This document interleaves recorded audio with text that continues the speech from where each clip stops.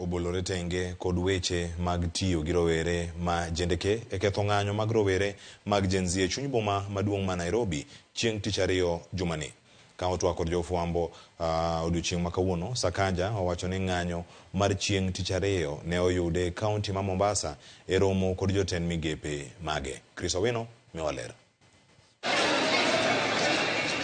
Bang' weche wuok ni kaunti ma Nairobi ne otiyo kod rowere ma jendeke e ketho ng'anyo mamuol mag rowere mag Gen Z chieng' tich ariyo jumani e chuny boma maduong' ma Nairobi, gavana ma Nairobi Johnson Sakaja owuok oko kendo chayo weche makamago.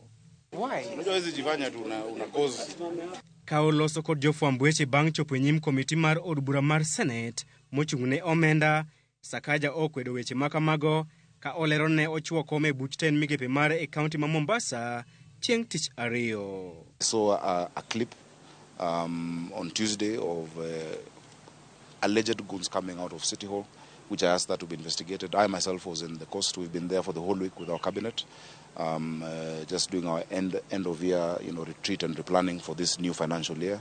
The financial year ends in June, and I would hate it that something like that would have been planned from City Hall, from wherever it is. Piny owacho, rowere mag Gen Z, riwruok mar Azimio kod riwruoge makedo ratich oganda osebedo kaseyo jonjore kuom ne donjo e ng'anyo mamuol mag rowere mag Gen Z kendo ketho mwandu mag johala. Normally when you're in such a situation, the first casualty is the truth. And when the first casualty is the truth, opportunistic politicians even try to bring themselves into such, a move to taint their opponents, And so if somebody would try to claim that I, the governor, was meeting people to plan violence in City Hall, while one, I was in Diani, number one. Tend migao mar arita kwe ne oseyo moko kuom josiasa ma pacho kae kuom siayo jopiny matimo ng'anyo e wi chik mar omenda. Kata kamano, Sakaja ogoyo debe ne kit siasa mare kaka siasa maler ka pamba.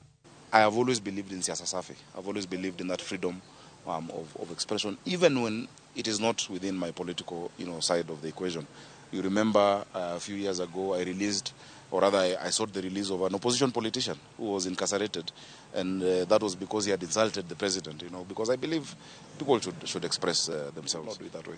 And so I really condemn that. I condemn those who hurt other young people, those who destroyed businesses, we have buildings that burnt.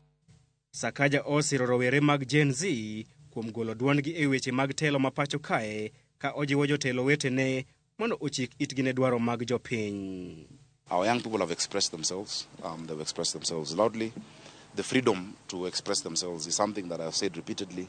I said 2 weeks ago when I was in Kiumbuini, groundbreaking for the new stadium, that is a sacrosanct right that needs to be protected, and we should not suppress it at all. We should allow people to express themselves. Unfortunately, a lot of those were infiltrated, by goons. E komachielo, Sakaja opako serikal mar kaunti ma Nairobi kuom choko omenda maromo bilion 12.8 e hiko mar 2023-2024. We have hit a revenue record of 12.8 billion shillings, never performed by any county since the advent of devolution. We had planned that it be at least 13 billion, which is what we'd have gotten if we didn't have the unrest last week, the final week of the financial year. But we were able to at least get to 12.8. There are days that we went as low as 10 million. Ne oyango ni kaunti ma Nairobi nigi geno mar choko omenda maromo bilion 20 e hiko mar 2024-2025. Owino, Ramogi TV, Nairobi.